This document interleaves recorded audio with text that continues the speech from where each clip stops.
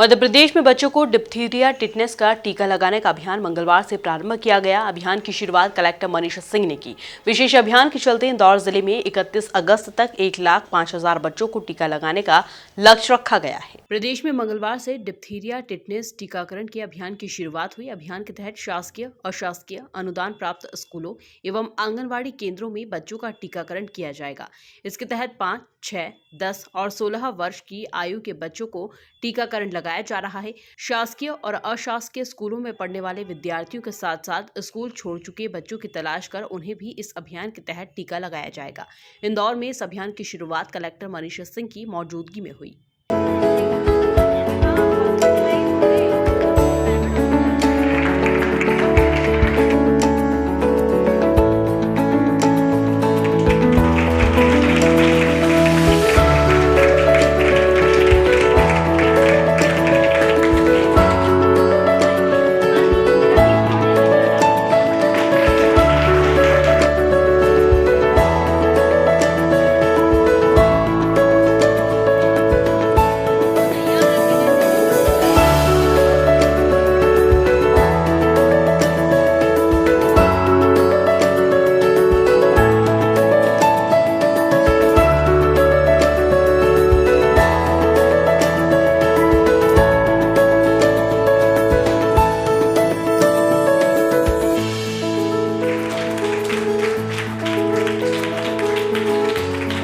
इस अभियान के तहत जिले में 318 केंद्र बनाए गए, जिसमें शहरी क्षेत्र में 155 और ग्रामीण क्षेत्रों में 163 स्कूलों में केंद्र बनाए गए हैं।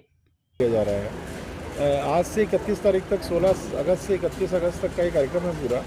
आज लगभग स्कूल यहाँ शहर के 155 स्कूल और ग्रामीण के लगभग 160 स्कूलों को इसमें लिया गया है। 21,000 बच्चों को टारगेट कर रहे हैं कि आज ये टिटनेस और डिप्थीरिया का टीकाकरण लगे।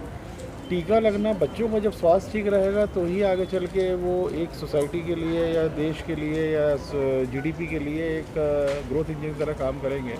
तो उसके लिए उनकी एजुकेशन अच्छी होने के लिए उनका स्वास्थ्य ठीक रहना उनके लिए भी बहुत इंपॉर्टेंट है, बच्चों के लिए और बच्चों के पेरेंट्स के लिए बहुत इंपॉर्टेंट है।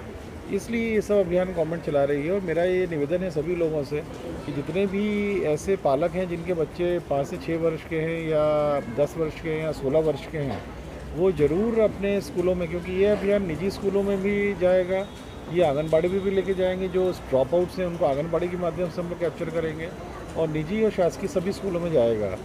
तो सभी पालकों से, सभी पेरेंट्स से अनुरोध है कि ये ज़रूर इसका डिप्थीरिया का और टिटनेस का जो ये वैक्सीनेशन का अभियान है, इसको ज़रूर से वो वैक्सीनेशन अपने बच्चों को करवाएँ।